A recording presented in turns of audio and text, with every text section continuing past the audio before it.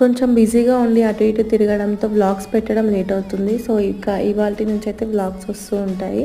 ఇంకా మా ఇంట్లో అయితే ఒక ఫంక్షన్ ఉంది. మా వదిన అంటే మా ఆడపడుచుకి పాప పుట్టింది. సో తనకైతే ఇంకా 21 డేస్ ఫంక్షన్ చేస్తారు కదా తొట్టెలా అని. ఇక్కడ ఆనియన్స్ కట్ చేస్తుంది మా మామయ్య గారు. ఇంకా వంటలు అయితే చాలా బాగా చేస్తారు. ఇంకా అందుకే తను చేస్తున్నారు. ఇక్కడ కూర్చుంది మా చిన్నత్తమ్మ. తర్వాత ఇంకా మా వదిన అని చెప్పాను కదా తనే అనమాట.